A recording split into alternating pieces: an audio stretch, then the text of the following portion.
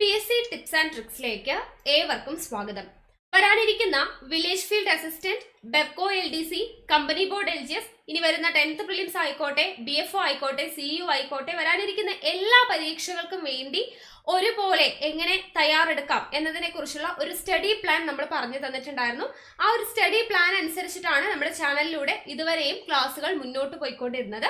അപ്പോൾ അതിന്റെ കൂട്ടത്തിൽ നമ്മളൊരു അടുത്ത സ്റ്റെപ്പ് അല്ലെ, നമ്മുടെ SCRT കൂടെ ഇൻക്ലൂഡ് ചെയ്തിട്ടുള്ള ക്ലാസ്സുകളാണ്. അപ്പോൾ ഓൾഡ് SCRT പഠിക്കണം, ന്യൂ SCRT പഠിക്കണം, അത് ഏത് രീതിയിലൊക്കെയാണ് പഠിക്കേണ്ടത് എന്നൊക്കെ പറഞ്ഞുകൊണ്ട് നമ്മൾ ലൈവ് സെഷൻ ചെയ്തിട്ടുണ്ടായിരുന്നു. അപ്പോൾ അതിന്റെ ഭാഗമായിട്ട് നമ്മൾ ആദ്യം തന്നെ ഓൾഡ് SCRT ആണ് പഠിക്കാനായിട്ട് പോകുന്നത്. അപ്പോൾ ഈ ലൈവ് സെഷൻ കാണാത്തവരുണ്ടെങ്കിൽ അല്ലെങ്കിൽ നമ്മുടെ സ്റ്റഡി പ്ലാനിനെ കുറിച്ച് അറിയാത്തവരൊക്കെ ഉണ്ടെന്നുണ്ടെങ്കിൽ നമ്മുടെ ടെലഗ്രാം ചാനലിൽ ജോയിൻ ചെയ്യാം. ടെലഗ്രാമിന്റെ ലിങ്ക് ഞാൻ താഴെ ഡിസ്ക്രിപ്ഷൻ ബോക്സിൽ കൊടുത്തിട്ടുണ്ട്. സ്റ്റഡി പ്ലാനിനെ കുറിച്ച് ഡീറ്റെയിൽഡ് ആയിട്ട് പറഞ്ഞിട്ടുള്ള ഒരു ലൈവ് സെഷൻ ഉണ്ട്. അതിനുശേഷം നമ്മുടെ ക്ലാസ് 1, ക്ലാസ് 2, ക്ലാസ് 3 എന്ന് പറഞ്ഞിട്ട് പ്രോപ്പർ ആയിട്ട് നമ്മൾ ഓർഡറിൽ തന്നെ നമ്മൾ ടെലഗ്രാമിൽ ക്ലാസ് നമ്പർ ഒക്കെ കൊടുത്തുകൊണ്ടാണ് നമ്മുടെ സെഷൻസ് എല്ലാം നമ്മൾ ചെയ്തിട്ടുള്ളത്. അപ്പൊ ഞാൻ പറഞ്ഞതുപോലെ തന്നെ ഒരുപാട് പേര് നമ്മുടെ ചാനലിൽ പുതിയതായിട്ട് ജോയിൻ ചെയ്തിട്ടുണ്ട്. അപ്പൊ അവർക്ക് മനസ്സിലാവാൻ വേണ്ടിയിട്ടാണ് ഈ ഒരു ഇൻട്രൊഡക്ഷൻ പാർട്ടിൽ നമ്മുടെ കാര്യങ്ങളൊക്കെ ഒന്ന് പറഞ്ഞു പോകുന്നത്. ഓക്കെ അല്ലേ? അപ്പൊ പുതുതായിട്ട് ജോയിൻ ചെയ്തിട്ടുള്ളവരുണ്ടെന്നുണ്ടെങ്കിൽ നമ്മുടെ സ്റ്റഡി പ്ലാനിനെ കുറിച്ചെല്ലാം നോക്കുക, ക്ലാസ് കാണുക, കൃത്യമായിട്ട് ഫോളോ ചെയ്യുക. ഇനി നിങ്ങൾ പഠിച്ചു തുടങ്ങിയാലും നല്ല രീതിയിൽ തന്നെ നമുക്ക് റാങ്കിലോട്ട് എത്താൻ വേണ്ടി പറ്റും. കാരണം നമുക്കറിയാം നോട്ടിഫിക്കേഷൻ വരുന്നതേ ഉള്ളൂ. ഈ നോട്ടിഫിക്കേഷൻ വന്ന് ഡേറ്റ് പബ്ലിഷ് ചെയ്ത് പഠിക്കാന്ന് പറയുമ്പോൾ ഒരുപാട് സമയം നമുക്ക് നഷ്ടപ്പെട്ടു പോകും അല്ലെ. പഠനം എന്ന് പറയുന്നത് നമ്മൾ എപ്പോഴും കൺസിസ്റ്റന്റ് ആയിട്ട് ഇപ്പൊ തുടങ്ങിയാൽ തന്നെ നിങ്ങൾക്ക് നല്ല രീതിയിൽ ഉന്നത റാങ്കിലോട്ട് എത്താൻ വേണ്ടി പറ്റുന്നതാണ്. ഓക്കെ അല്ലേ? അപ്പോൾ നമ്മൾ നമ്മുടെ ഇന്ത്യൻ ഹിസ്റ്ററിയുടെ ക്ലാസ് ആണ്. ഇന്ത്യൻ ഹിസ്റ്ററിയിൽ നമ്മൾ ഇന്ന് പഠിക്കാൻ പോകുന്ന ചാപ്റ്റർ എന്ന് പറയുന്നത് ബ്രിട്ടീഷ് ചൂഷണവും ചെറുത്തുനിൽപ്പുകളും എന്ന് പറയുന്ന ചാപ്റ്ററാണ്. ബ്രിട്ടീഷ് ചൂഷണവും ചെറുത്തുനിൽപ്പുകളും എന്ന് പറയുന്ന ചാപ്റ്ററാണ് നമ്മൾ ഇന്നത്തെ ക്ലാസ്സിൽ നോക്കുന്നത്. വളരെയധികം ഇമ്പോർട്ടൻ്റ് ആയിട്ടുള്ള ഒരു ചാപ്റ്ററാണ്. എക്സാമിന് ഒരുപാട് ചോദ്യങ്ങൾ ഈ ഒരു ചാപ്റ്ററിൽ നിന്ന് ചോദിക്കാറുണ്ട്. അപ്പോൾ നമുക്ക് ക്ലാസ്സിലോട്ട് കിടക്കാം. ബ്രിട്ടീഷ് ചൂഷണവും ചെറുത്തുനിൽപ്പുകളും, ഇതാണ് ചാപ്റ്ററിന്റെ പേര്. അപ്പോൾ ആദ്യം തന്നെ നമുക്കൊരു കോളം തന്നിട്ടുണ്ട്, നോക്കുക. 1907 ജനുവരിയിലെ ഒരു ദിനം കൽക്കത്തയ്ക്കടുത്തുള്ള ഒരു ഗ്രാമത്തിലെ കർഷകനായിരുന്ന ഗാംഗുലിന്റെ മകളുടെ വിവാഹമായിരുന്നു അന്ന്. മുറ്റത്തൊരുക്കിയ ചെറുപന്തലിൽ ധാരാളം അതിഥികൾ ഉണ്ടായിരുന്നു. അവരെയെല്ലാം മധുര പലഹാരങ്ങൾ നൽകിയാണ് ഗാംഗുലും ബന്ധുക്കളും സ്വീകരിച്ചത്. എന്നാൽ അവയിൽ പഞ്ചസാര ചേർത്തിരുന്നില്ല, പകരം ശർക്കരയായിരുന്നു ഉപയോഗിച്ചത്. ഇതേപ്പറ്റി അന്വേഷിച്ചവരോട് ഗാംഗുൽ അഭിമാനത്തോടെ പറഞ്ഞു, നമ്മുടെ ദുരിതങ്ങൾക്കെല്ലാം കാരണക്കാർ ബ്രിട്ടീഷുകാരാണ്. അവരുടെ ഉൽപ്പന്നങ്ങൾ ബഹിഷ്കരിക്കാൻ നമ്മൾ തീരുമാനിച്ചിരുന്നല്ലോ. അതിനാലാണ് ബ്രിട്ടീഷ് ഉൽപ്പന്നമായ പഞ്ചസാര വേണ്ടെന്ന് വെച്ചതും നമ്മുടെ ഉൽപ്പന്നമായ ശർക്കര ഉപയോഗിച്ചതും. അപ്പോൾ ഇത് വായിച്ചപ്പോൾ നമ്മൾ കഴിഞ്ഞ ചാപ്റ്ററിലൊക്കെ പഠിച്ച കാര്യങ്ങളൊക്കെ ആയിട്ട് ബന്ധം ഉണ്ട് അല്ലേ, നമുക്ക് മനസ്സിലാവുന്നുണ്ട് അല്ലേ. ചെറുത്തുനിൽപ്പുകളും സ്വാതന്ത്ര്യ സമരവും എന്ന് പറഞ്ഞ് പഠിച്ച ചാപ്റ്ററിൽ നമ്മൾ ഇതൊക്കെ പഠിച്ചതാണ്. അപ്പോൾ എന്തായിരിക്കും ബ്രിട്ടീഷ് ഉൽപ്പന്നങ്ങൾ ബഹിഷ്കരിക്കാൻ ജനങ്ങളെ പ്രേരിപ്പിച്ചത്? ബ്രിട്ടീഷ് ഭരണം ഇന്ത്യയിലെ വിവിധ വിഭാഗം ജനങ്ങളെ എങ്ങനെയാണ് ബാധിച്ചത്? ഇതെല്ലാം നമ്മൾ ചെറുത്തുനിൽപ്പുകളും സ്വാതന്ത്ര്യ സമരവും എന്ന് പറയുന്ന ആ ഒരു ചാപ്റ്ററിൽ നമ്മൾ പഠിച്ചതാണ് അല്ലേ. അപ്പോൾ അതിനെക്കുറിച്ച് കുറച്ചുകൂടി ഡീറ്റെയിൽഡ് ആയിട്ടുള്ള കാര്യമാണ്. നമ്മളത് 7ാം ക്ലാസ്സിലെ ചാപ്റ്ററിലൂടെയാണ് പഠിച്ചത് അല്ലേ. അപ്പോൾ ഇത് 10ാം ക്ലാസ്സിലോട്ട് വരുമ്പോൾ കുറച്ചും കൂടെ ഡീറ്റെയിൽഡ് ആയിട്ടുള്ള കാര്യങ്ങളൊക്കെ ഉണ്ടാവും. അപ്പോൾ നമുക്കത് ഒന്ന് നോക്കാം. ഓക്കെ, അപ്പോൾ എന്തൊക്കെയാണ്? ഓക്കെ, ബ്രിട്ടീഷ് ഉൽപ്പന്നങ്ങൾ ബഹിഷ്കരിക്കാൻ ജനങ്ങളെ പ്രേരിപ്പിച്ചത് എന്താണ്? ബ്രിട്ടീഷ് ഭരണം ഇന്ത്യയിലെ വിവിധ വിഭാഗം ജനങ്ങളെ എങ്ങനെയാണ് ബാധിച്ചത്? അവർ എങ്ങനെയായിരുന്നു ബ്രിട്ടീഷ് ഭരണത്തോട് പ്രതികരിച്ചത് എന്നുള്ള കാര്യങ്ങളൊക്കെയാണ് നമ്മൾ ഈ ചാപ്റ്ററിലൂടെ പഠിക്കാനായിട്ട് പോകുന്നത്. അപ്പം നമുക്ക് നോക്കാം. കച്ചവടത്തിന് വന്ന ബ്രിട്ടീഷുകാർ ഇന്ത്യയിലെ നാട്ടുരാജ്യങ്ങളെ കീഴടക്കി അധികാരം കൈയടക്കിയതിനെ കുറിച്ച് നമ്മൾ ഫസ്റ്റ് പഠിച്ചു അല്ലെ, ആ ഒരു ചാപ്റ്ററിൽ പഠിച്ചു. സൈനിക ശക്തിയിലൂടെയും നയതന്ത്രത്തിലൂടെയുമാണ് ബ്രിട്ടീഷുകാർ നാട്ടുരാജ്യങ്ങളെ കീഴടക്കിയത്. 1757 പ്ലാസി യുദ്ധം മുതൽ 1857 ഒന്നാം സ്വാതന്ത്ര്യ സമരം വരെയുള്ള 100 വർഷ കാലയളവിലാണ് ഇന്ത്യൻ ഉപഭൂഖണ്ഡത്തിന്റെ വലിയൊരു ഭാഗം പ്രദേശങ്ങൾ ബ്രിട്ടീഷുകാരുടെ ഭരണത്തിന് കീഴിലായത്. എപ്പോഴാണ്? 1757 പ്ലാസി യുദ്ധം മുതൽ 1857 ഒന്നാം സ്വാതന്ത്ര്യ സമരം വരെയുള്ള 100 വർഷ കാലയളവിലാണ് ഇന്ത്യൻ ഉപഭൂഖണ്ഡത്തിന്റെ വലിയൊരു ഭാഗം പ്രദേശങ്ങൾ ബ്രിട്ടീഷുകാരുടെ ഭരണത്തിന് കീഴിലായത്. ഇന്ത്യൻ ഉപഭൂഖണ്ഡത്തിന്റെ ഏകദേശം 63% ബ്രിട്ടീഷുകാരുടെ നേരിട്ടുള്ള നിയന്ത്രണത്തിന് കീഴിലായിരുന്നു. ശേഷിക്കുന്ന പ്രദേശങ്ങളിൽ ഭൂരിഭാഗവും ബ്രിട്ടീഷുകാരുടെ നിയന്ത്രണത്തിലുള്ള നാട്ടുരാജാക്കന്മാരാണ് ഭരിച്ചിരുന്നത്. ഓക്കെ, ഇന്ത്യൻ ഉപഭൂഖണ്ഡത്തിന്റെ 63% ബ്രിട്ടീഷുകാരുടെ നേരിട്ടുള്ള നിയന്ത്രണത്തിലും ബാക്കിയുള്ള ശേഷിക്കുന്ന പ്രദേശങ്ങളിൽ ഭൂരിഭാഗവും ബ്രിട്ടീഷുകാരുടെ നിയന്ത്രണത്തിലുള്ള നാട്ടുരാജാക്കന്മാരാണ് ഭരിച്ചിരുന്നത് എന്നാണ് പറയുന്നത്. ഇത് ഇവിടെ പിക്ചറൊക്കെ കൊടുത്തിട്ടുണ്ട്. അവിടെ യെല്ലോ കളറിൽ കൊടുത്തിട്ടുള്ള പ്രദേശങ്ങളാണ് ബ്രിട്ടീഷ് ഭരണത്തിന് കീഴിലുള്ള പ്രദേശങ്ങൾ. കണ്ടോ, ഏറ്റവും കൂടുതലായിട്ട് കാണപ്പെടുന്ന യെല്ലോ കളറിൽ കാണപ്പെടുന്നതൊക്കെ എന്താണ്? ബ്രിട്ടീഷ് ഭരണത്തിന് കീഴിലുള്ള പ്രദേശങ്ങളാണ്. ഇനി ബ്രിട്ടീഷ് നയങ്ങളുടെ പ്രത്യാഘാതങ്ങളാണ് പറയുന്നത് കേട്ടോ. ബ്രിട്ടീഷ് ആധിപത്യത്തിന്റെ ദുരിതം ആദ്യം അനുഭവിച്ചവരിൽ പ്രധാന വിഭാഗം കർഷകരായിരുന്നു. നമ്മൾ പഠിച്ചു അല്ലെ, കർഷകരും അതുപോലെ നെയ്ത്തുകാർ, ഗോത്രവർഗക്കാർ ഇവരെല്ലാം അനുഭവിച്ച ദുരിതങ്ങൾ നമ്മൾ കഴിഞ്ഞ ചാപ്റ്ററിൽ പഠിച്ചതാണ്. അപ്പോൾ ബ്രിട്ടീഷ് ആധിപത്യത്തിന്റെ ദുരിതം ആദ്യം അനുഭവിച്ചവരിൽ പ്രധാന വിഭാഗം ആരാണ്? കർഷകർ തന്നെയായിരുന്നു. ബ്രിട്ടീഷുകാർ നടപ്പാക്കിയ ഭൂനികുതികളായിരുന്നു കർഷകരുടെ നട്ടെല്ലൊടിച്ചത് അല്ലെ. ബ്രിട്ടീഷുകാർ ഭൂനികുതി നയങ്ങൾ കർഷകരുടെ മേൽ അടിച്ചേൽപ്പിച്ചിട്ടുണ്ടായിരുന്നു. അപ്പോൾ അത് തന്നെയാണ് കർഷകരെ തകർത്തത്. പരമാവധി വരുമാനമുണ്ടാക്കുക എന്നതായിരുന്നു നികുതി നയത്തിന്റെ ലക്ഷ്യം. ബ്രിട്ടീഷ് ഭരണത്തിന് കീഴിലുള്ള വിവിധ പ്രദേശങ്ങളിൽ വ്യത്യസ്ത നികുതി സമ്പ്രദായങ്ങളാണ് നടപ്പിലാക്കിയത്. അപ്പോൾ ഓരോ പ്രദേശത്തും ഓരോ തരത്തിലുള്ള ഭൂനികുതി വ്യവസ്ഥകളാണ് ബ്രിട്ടീഷുകാർ നടപ്പിലാക്കിയത്. അപ്പോൾ ഈ ഒരു ടേബിൾ എന്ന് പറയുന്നത് വളരെയധികം ഇമ്പോർട്ടൻ്റ് ആണ്. അതായത് ഒരു ഭൂനികുതി വ്യവസ്ഥ കൊടുത്തിട്ട് അത് ഏത് പ്രദേശത്താണ് നടപ്പിലാക്കുന്നത് എന്നും, അല്ലെങ്കിൽ ഏതെങ്കിലും പ്രദേശം തന്നിട്ട് അവിടെ ഏത് തരത്തിലുള്ള ഭൂനികുതി വ്യവസ്ഥയാണ് എന്നൊക്കെ മാറി മാറി ചോദിക്കാറുള്ളതാണ്. അപ്പോൾ ബ്രിട്ടീഷുകാർ നടപ്പിലാക്കിയിട്ടുള്ള ഭൂനികുതി വ്യവസ്ഥ 3 തരം ഭൂനികുതി വ്യവസ്ഥയാണ് ഉണ്ടായിരുന്നത്. ഏതൊക്കെയാണ്? ശാശ്വത ഭൂനികുതി വ്യവസ്ഥ, റയറ്റ് വാരി വ്യവസ്ഥ, മഹൽവാരി വ്യവസ്ഥ. ഓക്കെ, ഏതൊക്കെയാണ്? ശാശ്വത ഭൂനികുതി വ്യവസ്ഥ, റയറ്റ് വാരി വ്യവസ്ഥ, മഹൽവാരി വ്യവസ്ഥ. ശാശ്വത ഭൂനികുതി വ്യവസ്ഥ എവിടെയാണ് നടപ്പിലാക്കിയിരുന്നത്? ബംഗാൾ, ബീഹാർ, ഒറീസ പ്രദേശങ്ങളിലാണ്. ഓക്കെ, ബംഗാൾ, ബീഹാർ, ഒറീസ പ്രദേശങ്ങളിൽ നടപ്പിലാക്കിയ ഭൂനികുതി വ്യവസ്ഥയാണ് ശാശ്വത ഭൂനികുതി വ്യവസ്ഥ. ഇനി റയറ്റ് വാരി വ്യവസ്ഥ എവിടെയാണ്? ദക്ഷിണേന്ത്യൻ പ്രദേശങ്ങളിലാണ് റയറ്റ് വാരി വ്യവസ്ഥ നടപ്പിലാക്കിയിരുന്നത്. മഹൽവാരി വ്യവസ്ഥ നടപ്പിലാക്കിയ പ്രദേശങ്ങൾ എന്ന് പറയുന്നത് വടക്കു പടിഞ്ഞാറൻ ഇന്ത്യയിലാണ്. ഓക്കെ, അപ്പോൾ ശാശ്വത ഭൂനികുതി വ്യവസ്ഥ നടപ്പിലാക്കിയിരുന്നത് ബംഗാൾ, ബീഹാർ, ഒറീസ പ്രദേശങ്ങൾ. റയറ്റ് വാരി വ്യവസ്ഥ ദക്ഷിണേന്ത്യൻ പ്രദേശങ്ങൾ. മഹൽവാരി വ്യവസ്ഥ നടപ്പിലാക്കിയത് വടക്കു പടിഞ്ഞാറൻ ഇന്ത്യയിലുമാണ്. ഓക്കെ, അപ്പോൾ ഒരു ടേബിൾ വളരെയധികം ഇമ്പോർട്ടൻ്റ് ആണ്. ഇനി ശാശ്വത ഭൂനികുതി വ്യവസ്ഥയുടെ സവിശേഷതകൾ എന്തൊക്കെയാണ് എന്ന് കൊടുത്തിട്ടുണ്ട്, ഇമ്പോർട്ടൻ്റ് ആണ്. ശാശ്വത ഭൂനികുതി വ്യവസ്ഥയുടെ സവിശേഷതകൾ എന്തൊക്കെയാണ്? ശാശ്വത ഭൂനികുതി വ്യവസ്ഥയിൽ ഒരു പ്രദേശത്തെ നികുതി പിരിച്ചെടുത്തിരുന്നത് ജമീന്ദാർ ആയിരുന്നു. നികുതി പിരിച്ചത് ആരായിരുന്നു? ജമീന്ദാർ ആയിരുന്നു. നികുതി പിരിവിന് അധികാരമുണ്ടായിരുന്ന പ്രദേശത്തെ മുഴുവൻ ഭൂമിയുടെയും ഉടമസ്ഥൻ ആരാണ്? ജമീന്ദാർ തന്നെയാണ്. ഓക്കെ, നികുതി പിരിവിന് അധികാരമുണ്ടായിരുന്ന പ്രദേശത്തെ മുഴുവൻ ഭൂമിയുടെയും ഉടമസ്ഥൻ ജമീന്ദാർ തന്നെയായിരുന്നു. ജമീന്ദാർമാർ ഭൂവുടമകളായതോടെ യഥാർത്ഥ കർഷകർ കുടിയാന്മാരായിട്ട് മാറി. ഓക്കെ, ജമീന്ദാർമാർ ഭൂവുടമകളായപ്പോൾ യഥാർത്ഥ കർഷകരായി കുടിയാന്മാരായി മാറി. വിളവിന്റെ 60% വരെ കർഷകർ എന്ത് ചെയ്യണം? നികുതിയായി നൽകണമായിരുന്നു. ശാശ്വത ഭൂനികുതി വ്യവസ്ഥയുടെ കാര്യമാണ് പറയുന്നത്. ഇനി വിളവ് മോശമായാലും എന്ത് നൽകണം? നികുതി നൽകണമായിരുന്നു.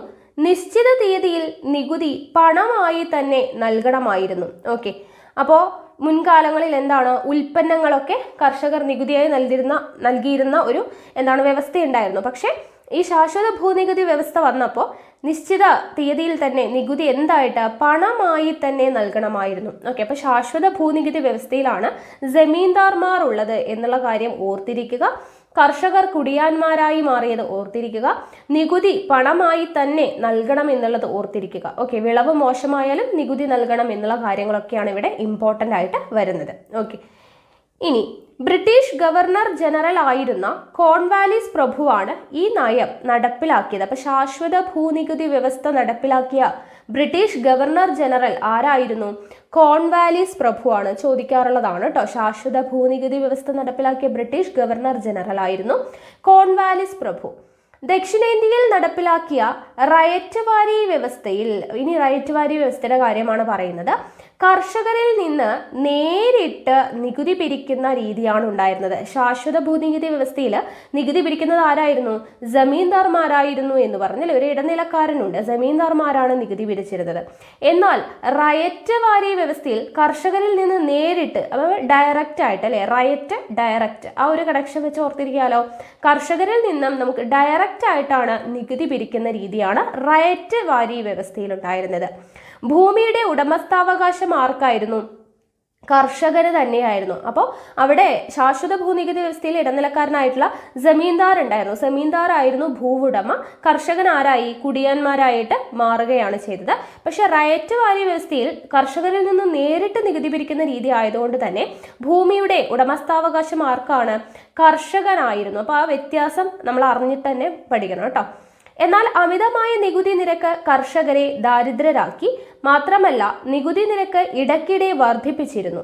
ഇനി മഹൽവാരി വ്യവസ്ഥയിലാവട്ടെ, മഹൽവാരി വ്യവസ്ഥയുടെ കാര്യം എന്താണ്? ഗ്രാമത്തലവന്മാരായിരുന്നു നികുതി പിരിച്ചത്. ഓക്കെ, ഗ്രാമത്തലവന്മാരാണ് നികുതി പിരിച്ചെടുത്തത്. ഈ വ്യവസ്ഥയിലും നികുതി നിരക്ക് അമിതമായിരുന്നു. ഗ്രാമത്തെ, മഹൽ എന്ന് പറയുമ്പോൾ ഗ്രാമത്തെ മഹൽ എന്നാണ് പറയുന്നത്. അപ്പൊ മഹൽവാരി എന്ന് പറയുമ്പോൾ ഗ്രാമത്തലവനാണ് നികുതി പിരിച്ചത് എന്നുള്ളത് ഓർത്തിരിക്കാലോ.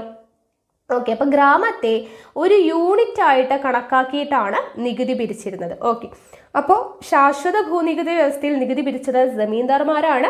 റൈറ്റ് വാരി വ്യവസ്ഥയിലാണെങ്കിൽ കർഷകരിൽ നിന്ന് ഡയറക്റ്റ് ആയിട്ട് നേരിട്ടാണ് നികുതി പിരിച്ചത്. മഹൽവാരി വ്യവസ്ഥയിലാണെങ്കിലോ ഗ്രാമത്തലവന്മാരാണ് നികുതി പിരിച്ചിരുന്നത്. ഗ്രാമത്തെ ഒരു യൂണിറ്റായി കണക്കാക്കിയായിരുന്നു നികുതി പിരിച്ചത്. ഇനി ശാശ്വത ഭൂനികുതി വ്യവസ്ഥ കൊണ്ടുവന്ന ബ്രിട്ടീഷ് ഗവർണർ ജനറൽ ആരായിരുന്നു? കോൺവാലിസ് പ്രഭുവാണ് എന്നുള്ള കാര്യമൊക്കെ ഓർത്തിരിക്കുക. ഓക്കെ ആണല്ലോ. ഇനി ബ്രിട്ടീഷുകാർ നടപ്പിലാക്കിയ നികുതി നയങ്ങൾ കാർഷിക രംഗത്ത് വൻ പ്രത്യാഘാതങ്ങൾ ഉണ്ടാക്കി. ഉയർന്ന നികുതി നിശ്ചിത തീയതിയിൽ പണമായി അടയ്ക്കാൻ കഴിയാതെ വന്ന കർഷകർക്ക് പലപ്പോഴും കൊള്ളപ്പലിശക്കാരിൽ നിന്ന് പണം കടം വാങ്ങേണ്ടി വന്നു. കൃഷിയിടം പണയപ്പെടുത്തിയാണ് അവർ കടം വാങ്ങിയത്. ഉയർന്ന പലിശ നിരക്കായിരുന്നു കർഷകരിൽ നിന്ന് ഈടാക്കിയിരുന്നത്. അതിനാൽ കടവും പലിശയും അടയ്ക്കാൻ കഴിയാതെ വന്ന കർഷകരുടെ ഭൂമി കൊള്ളപ്പലിശക്കാർ കൈയടക്കി. അപ്പൊ ഇതൊക്കെ നമ്മൾ കഴിഞ്ഞ ചാപ്റ്ററിലൂടെ പഠിച്ചതാണ് അല്ലെ. ഇനി കൃഷിയുടെ വാണിജ്യവൽക്കരണം നോക്കാം. ഇന്ത്യയിലെ കർഷകർ പരമ്പരാഗതമായി കൃഷി ചെയ്തിരുന്നത് കുടുംബത്തിന്റെയും ഗ്രാമത്തിന്റെയും ആവശ്യത്തിന് വേണ്ടിയായിരുന്നു അല്ലെ. ഇന്ത്യയിലെ കർഷകർ പരമ്പരാഗതമായി കൃഷി ചെയ്തിരുന്നത് എന്തിനാണ്? കുടുംബത്തിന്റെയും ഗ്രാമത്തിന്റെയും ആവശ്യത്തിന് വേണ്ടി തന്നെയാണ്. എന്നാൽ ബ്രിട്ടീഷ് ഭരണകാലത്ത് കർഷകർ വിപണി ലക്ഷ്യമാക്കി കൃഷി ചെയ്യാൻ നിർബന്ധിതരായി അല്ലെ. നമ്മൾ പഠിച്ചതാണ് കഴിഞ്ഞ മുന്നത്തെ ചാപ്റ്ററിൽ. ബ്രിട്ടീഷ് ഭരണകാലത്ത് കർഷകർ എന്താണ്? വിപണി ലക്ഷ്യമാക്കി കൃഷി ചെയ്യാനായിട്ട് നിർബന്ധിതരായി. ഭക്ഷ്യവിളകൾക്ക് പകരം എന്ത് ചെയ്യാൻ തുടങ്ങി? നാണ്യവിളകൾ, നമ്മൾ പറഞ്ഞല്ലേ, പരുത്തി, അങ്ങനെയുള്ള ചണം, അങ്ങനെയുള്ള നാണ്യവിളകളെല്ലാം കൃഷി ചെയ്യാനായിട്ട് ആര് നിർബന്ധിതരായി? കർഷകർ നിർബന്ധിതരായി. അപ്പോൾ ഈ മാറ്റത്തെയാണ് അക്കാലത്ത് കൃഷിയുടെ വാണിജ്യവൽക്കരണം എന്ന് പറയുന്നത്. ഓക്കെ, അപ്പോൾ ഭക്ഷ്യ ആവശ്യങ്ങൾക്കായി കൃഷി ചെയ്തിരുന്ന കർഷകർ എന്താണ്? വിപണി ലക്ഷ്യമാക്കി ഭക്ഷ്യവിളകൾക്ക് പകരം നാണ്യവിളകൾ വൻതോതിൽ കൃഷി ചെയ്യേണ്ടി വന്നു. ഈ മാറ്റത്തെയാണ് വാണിജ്യവൽക്കരണം എന്ന്, കൃഷിയുടെ വാണിജ്യവൽക്കരണം എന്ന് പറയുന്നത്. ബ്രിട്ടീഷ് ഭരണത്തിന് കീഴിൽ നികുതി നിരക്ക് കൂടുതലാണ് എന്ന് നമ്മൾ പലപ്പോഴും പറഞ്ഞിട്ടുണ്ട്. മാത്രമല്ല നികുതി പണമായി നിശ്ചയിക്കപ്പെട്ട തീയതിയിൽ തന്നെ നൽകണമായിരുന്നു, അതും നമ്മൾ പറഞ്ഞു. ഈ സാഹചര്യം നേരിടാൻ വേണ്ടിയായിരുന്നു കർഷകർ വിപണിയിൽ കൂടുതൽ വില ലഭിക്കുന്ന ഉൽപ്പന്നങ്ങൾ കൃഷി ചെയ്തത്. വിപണിയിൽ ഏറ്റവും കൂടുതൽ വില ലഭിക്കുന്ന ഉൽപ്പന്നങ്ങൾ നോക്കി കൃഷി ചെയ്തു. കാരണം എന്താണ്? നികുതി കൂടുതലാണ്, നികുതി പണമായി തന്നെ നൽകേണ്ടതുണ്ട്. അതുകൊണ്ട് വില കൂടുതലായിട്ട് ലഭിക്കുന്ന ഉൽപ്പന്നങ്ങൾ കൃഷി ചെയ്യാൻ തുടങ്ങി. യൂറോപ്യൻ രാജ്യങ്ങൾക്ക് ആവശ്യമായ ഉൽപ്പന്നങ്ങൾക്കായിരുന്നു വിപണിയിൽ ഉയർന്ന വില. എവിടേക്കാണ്? യൂറോപ്യൻ രാജ്യങ്ങൾക്ക് ആവശ്യമായിട്ടുള്ള ഉൽപ്പന്നങ്ങൾക്കായിരുന്നു വിപണിയിൽ ഉയർന്ന വില ലഭിച്ചത്. അങ്ങനെ ഇന്ത്യൻ കൃഷിയിടങ്ങൾ യൂറോപ്പിനായി കൃഷി ചെയ്യാനായിട്ട് തുടങ്ങി. ഓക്കെ, ഇന്ത്യൻ കൃഷിയിടങ്ങൾ യൂറോപ്പിനായിട്ട് കൃഷി ചെയ്യാനായിട്ട് തുടങ്ങി. അക്കാലത്ത് വ്യാപകമായി കൃഷി ചെയ്ത വിളകൾ ഏതൊക്കെയാണ്, ഏതൊക്കെ പ്രദേശത്താണ് എന്നുള്ളത് കൊടുത്തിട്ടുണ്ട്. ഇതും ഇമ്പോർട്ടൻ്റ് ആയിട്ടുള്ള ഒരു ടേബിളാണ് കേട്ടോ. അപ്പോൾ നീലം കൃഷി ചെയ്തിരുന്നത് എവിടെയാണ്? ബംഗാളിലും ബീഹാറിലുമാണ്. ഓക്കെ, നീലം ബംഗാളിലും ബീഹാറിലുമാണ്. നമ്മുടെ ബംഗാളിലെ നീലം കർഷകർ എന്നൊക്കെ പറഞ്ഞ് പഠിച്ചിട്ടുണ്ടായിരുന്നു അല്ലേ? അപ്പോൾ ബംഗാളും ബീഹാറും ആണ് നീലം കൃഷി ചെയ്തിരുന്നത്. ദെൻ പരുത്തി കൃഷി ചെയ്തിരുന്നത് എവിടെയാണ്? മഹാരാഷ്ട്രയിലും പഞ്ചാബിലുമാണ്. ഓക്കെ, മഹാരാഷ്ട്ര, പഞ്ചാബ് എന്നിവിടങ്ങളിലാണ് പരുത്തി. കരിമ്പ് കൃഷി ചെയ്തിരുന്നത് ഉത്തർപ്രദേശിലാണ്. തേയില ആസാമിലും കേരളത്തിലും. Okay, Assam apple valley tea എന്നൊക്കെ പറഞ്ഞ് നമ്മൾ കേട്ടിട്ടില്ലേ? അപ്പോൾ ആ ഒരു തേയില ആ ഒരു കണക്ഷൻ വെച്ച് നമുക്ക് കിട്ടിക്കോളൂ അല്ലെ? ആസാം, കേരളം. ചണം എവിടെയാണ്? ബംഗാളിലാണ്. ചണം, നീലം ബംഗാളിലാണെന്ന് ഓർത്തിരിക്കുക. ഗോതമ്പ് പഞ്ചാബ്. ഗോതമ്പും അതുപോലെ പഞ്ചാബിൽ പരുത്തിയും പഞ്ചാബിൽ കൃഷി ചെയ്യുന്നുണ്ട് അല്ലെ? മഹാരാഷ്ട്ര, പഞ്ചാബാണ് പരുത്തി. ഗോതമ്പ് പഞ്ചാബിലാണ്. അപ്പോൾ എന്താണ്? ഈ ഒരു ടേബിള് ഇമ്പോർട്ടൻ്റ് ആണ്, പഠിച്ചു വയ്ക്കുക. ഇനി നീലം കർഷകരുടെ കലാപം. നീലത്തിന് ബ്രിട്ടീഷ് ഭരണകാലത്ത് അക്കാലത്ത് വിപണിയിൽ ഉയർന്ന വില ലഭിച്ചിരുന്നു അല്ലെ? നീലത്തിന് ബ്രിട്ടീഷ് ഭരണകാലത്ത് അക്കാലത്ത് വിപണിയിൽ ഉയർന്ന വില ലഭിച്ചിരുന്നു. തുണികൾക്ക് നിറം നൽകാനായിരുന്നു നീലം ഉപയോഗിച്ചിരുന്നത്. ഇന്നത്തെ പോലെ കൃത്രിമ ചായങ്ങൾ അന്ന് ഇല്ലായിരുന്നു. 18-ാം നൂറ്റാണ്ടിൽ ഇംഗ്ലണ്ടിലുണ്ടായ വ്യവസായ വിപ്ലവം തുണി നിർമ്മാണ രംഗത്ത് വലിയ കുതിച്ചുചാട്ടമുണ്ടായി. അതോടെ നീലത്തിന്റെ ആവശ്യം വർദ്ധിച്ചു. ഇന്ത്യയിൽ നീലം കൃഷി വ്യാപകമാക്കേണ്ടത് ബ്രിട്ടീഷ് വ്യവസായികളുടെ ആവശ്യമായിരുന്നു. കർഷകർക്ക് വൻ തുക മുൻകൂറായി നൽകി അവരെ കൊണ്ട് നീലം കൃഷി ചെയ്യിച്ചു. ഉയർന്ന ഭൂനികുതി അടയ്ക്കാൻ കഴിയാതെ വിഷമിച്ച കർഷകർ കമ്പനി ഉടമകളുടെ പ്രലോഭത്തിന് വഴങ്ങി നീലം വ്യാപകമായി കൃഷി ചെയ്തു. ബ്രിട്ടീഷുകാരിൽ നിന്ന് പണം മുൻകൂറായി കൈപ്പറ്റിയ ഓരോ കർഷകനും തൻ്റെ കൃഷിയിടത്തിൻ്റെ നിശ്ചിത ഭാഗത്ത് നീലം കൃഷി ചെയ്യണമെന്നായിരുന്നു നിബന്ധന. മാത്രമല്ല, കൃഷിയിടത്തിൻ്റെ ഏറ്റവും ഫലഭൂയിഷ്ഠമായ ഭാഗത്തായിരുന്നു നീലം കൃഷി ഇറക്കേണ്ടിയിരുന്നത്. അതിനാൽ ഭക്ഷ്യധാന്യങ്ങൾ കൃഷി ചെയ്യുന്ന സ്ഥലങ്ങളിൽ നീലം കൃഷി ചെയ്യേണ്ടി വന്നു. വിളവെടുപ്പ് കാലത്താവട്ടെ ബ്രിട്ടീഷ് ഏജന്റുമാരുടെ ഇടപെടൽ കാരണം നീലത്തിന് കുറഞ്ഞ വില മാത്രമേ ലഭിച്ചുള്ളൂ. പിൽക്കാലത്ത് കൃത്രിമ ചായങ്ങളുടെ കണ്ടെത്തലോടെ തുണികൾക്ക് നിറം നൽകാൻ നീലം ആവശ്യമില്ലാതെയായി. ഇതോടെ കൃഷിഭൂമിയുടെ ഭൂരിഭാഗവും നീലം കൃഷിക്ക് മാറ്റിവെച്ച കർഷകന്റെ അവസ്ഥ കൂടുതൽ ദുരിതത്തിലായി. അപ്പോൾ നീലം കൃഷി അല്ലെ, ബ്രിട്ടീഷുകാർ നിർബന്ധിച്ച് കൃഷിക്കാരെ കൊണ്ട് മുൻകൂറായി പണമൊക്കെ നൽകി നീലം കൃഷി ചെയ്യിപ്പിച്ചു. ഭക്ഷ്യവിളകൾ കൃഷി ചെയ്യുന്നിടത്ത് കൂടെ നീലം കൃഷി ചെയ്യിപ്പിച്ചു. എന്നാൽ കൃത്രിമ ചായങ്ങളുടെ കണ്ടെത്തലോട് കൂടിയിട്ട് തുണികൾക്ക് നിറം നൽകാൻ നീലം ആവശ്യമില്ലാതെയായി. അതുകൊണ്ട് നീലം കൃഷി ഒരുപാട് ചെയ്ത ആളുകളൊക്കെ എന്തായി? ദുരിതത്തിലായി എന്നുള്ളതാണ് പറയുന്നത്. 1859 ബംഗാളിൽ കർഷകർ സംഘടിച്ച് നീലം കൃഷി ഉപേക്ഷിക്കുകയാണെന്ന് പ്രഖ്യാപിച്ചു. ഓക്കെ, ഇപ്പൊ നീലം കൃഷി ഉപേക്ഷിക്കുകയാണെന്ന് കർഷകർ പ്രഖ്യാപിച്ചു. എപ്പോഴാണ്? 1859 ബംഗാളിൽ വെച്ച്. അമ്പും വില്ലും വാളും കുന്തവുമായി അവർ നീലം ഫാക്ടറികൾ ആക്രമിച്ചു. നിരവധി സ്ത്രീകളും കലാപത്തിൽ പങ്കാളികളായി. ബ്രിട്ടീഷുകാരെ പിന്തുണച്ചവരെയും അവർക്കു വേണ്ടി ജോലി ചെയ്തവരെയും കലാപകാരികൾ ബഹിഷ്കരിച്ചു. ഗ്രാമങ്ങളിൽ ബ്രിട്ടീഷുകാർക്കെതിരെ ആരംഭിച്ച കലാപത്തെപ്പറ്റി അറിഞ്ഞ് കൽക്കത്തയിൽ നിന്ന് നിരവധി വിദ്യാസമ്പന്നർ കലാപ പ്രദേശങ്ങളിലെത്തി കർഷകർക്ക് പിന്തുണ നൽകി. ഇതേ തുടർന്ന് നീലം കർഷകരുടെ പ്രശ്നങ്ങൾ പഠിക്കാൻ ബ്രിട്ടീഷ് ഭരണാധികാരികൾ ഒരു കമ്മീഷനെ നിയമിച്ചു. ലാഭകരമല്ലാത്തതിനാൽ നീലം കൃഷി അവസാനിപ്പിക്കണമെന്ന് കമ്മീഷൻ എന്ത് ചെയ്തു? നിർദ്ദേശിച്ചു. അപ്പൊ എങ്ങനെയാണ് നീലം കർഷകരുടെ കലാപം ഉണ്ടായത് എന്നുള്ള കാര്യം മനസ്സിലായല്ലോ? ഒന്ന് വായിച്ചു നോക്കുക കേട്ടോ. ഇനി കർഷക കലാപങ്ങൾ കേരളത്തിലും. ബ്രിട്ടീഷ് അധീനതയിലായിരുന്ന മലബാറും കലാപങ്ങൾക്ക് സാക്ഷ്യം വഹിച്ചു.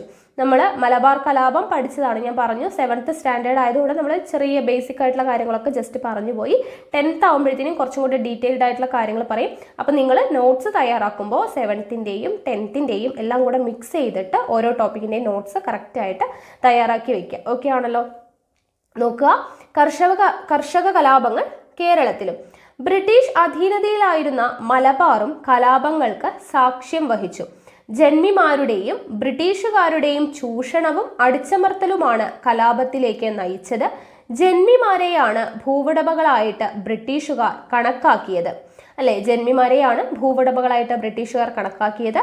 ബ്രിട്ടീഷുകാരുടെ പിന്തുണയോടെ ജന്മിമാർ നടത്തിയ കുടിയൊഴിപ്പിക്കൽ അടക്കമുള്ള ദ്രോഹ നടപടികൾക്കെതിരെയാണ് നടന്നത് മലബാർ കലാപം നടക്കുന്നത്. ഭൂവുടമകളായിരുന്ന ജന്മിമാരിൽ നിന്ന് സ്ഥലം പാട്ടത്തിനെടുത്ത് കൃഷി ചെയ്ത പാട്ടക്കുടിയാന്മാരായിരുന്നു തെക്കേ മലബാറിലെ കർഷകർ. ഓക്കെ, ഭൂവുടമകൾ ആരാണ്? ജന്മിമാരാണ്.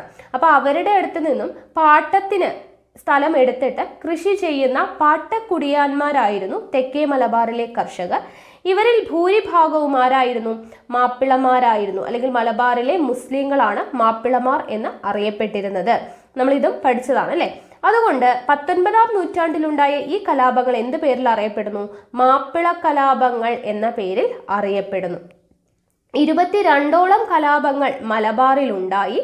ഈ കലാപങ്ങളെ അടിച്ചമർത്താൻ വേണ്ടി Malabar special police, MSP, Malabar special police എന്ന പേരിൽ ഒരു പ്രത്യേക വിഭാഗം പോലീസ് സേന രൂപീകരിച്ചു. അപ്പോൾ മലബാർ കലാപങ്ങളെ അടിച്ചമർത്താൻ വേണ്ടിയിട്ടാണ് മലബാർ സ്പെഷ്യൽ പോലീസ് എന്ന് പറയുന്ന ഒരു പ്രത്യേക വിഭാഗം പോലീസ് സേന രൂപീകരിക്കുന്നത്. തുടർച്ചയായ കലാപങ്ങളെ പറ്റി പഠിക്കാനായിട്ട് ബ്രിട്ടീഷ് ഗവൺമെന്റ് വില്യം ലോഗൻ കമ്മീഷനെ നിയമിച്ചു. വില്യം ലോഗൻ കമ്മീഷൻ ഏത് കലാപവുമായി ബന്ധപ്പെട്ടതാണ്? സ്ഥിരം ചോദിക്കുന്നതാണ്. മലബാർ കലാപവുമായി ബന്ധപ്പെട്ടതാണ്. ബ്രിട്ടീഷുകാരുടെ തെറ്റായ നികുതി നയമാണ് കലാപത്തിന് കാരണമെന്ന് കമ്മീഷൻ ചൂണ്ടിക്കാണിച്ചു. അപ്പൊ മലബാർ കലാപം നമ്മൾ മുന്നേ പഠിച്ചതാണ്, കാര്യങ്ങളൊന്നും കൂടെ പറഞ്ഞു എന്നേ ഉള്ളൂ. ഇനി ഇവിടെ കനോലി, നമ്മൾ കഴിഞ്ഞ ക്ലാസ്സിൽ അല്ലെങ്കിൽ കഴിഞ്ഞ ചാപ്റ്ററിൽ പറയാത്ത ഒരു കാര്യമാണ് കനോലി. എന്താണ്? മാപ്പിള കലാപ കാലത്ത് അന്നത്തെ മലബാറിലെ മജിസ്ട്രേറ്റ് ആയിരുന്ന കനോലിയെ കോഴിക്കോട്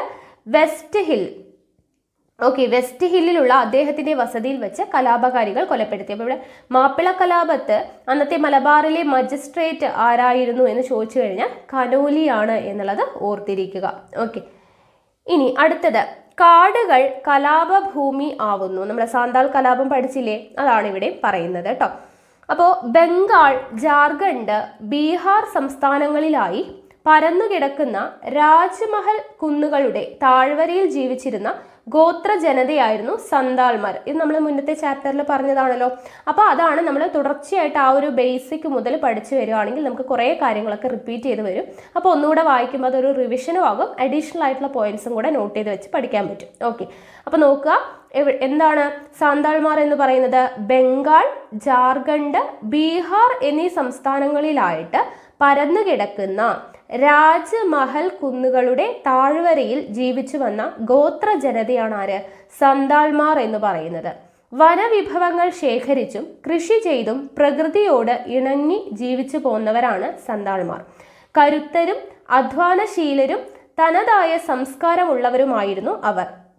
ബ്രിട്ടീഷ് ആധിപത്യം സ്ഥാപിക്കപ്പെട്ടതോടെ സന്താൾ ജനതയുടെ ജീവിതത്തിന്റെ താളം നഷ്ടമായി. ജമീന്ദാർമാരും കൊള്ളപ്പലിശക്കാരും അവരുടെ ഭൂമി കൈയടക്കി. റെയിൽവേ നിർമ്മാണത്തിന് വേണ്ടി സന്താൾ ജനതയെ അടിമകളെ പോലെ ബ്രിട്ടീഷ് ഉദ്യോഗസ്ഥർ ജോലി ചെയ്യിച്ചു.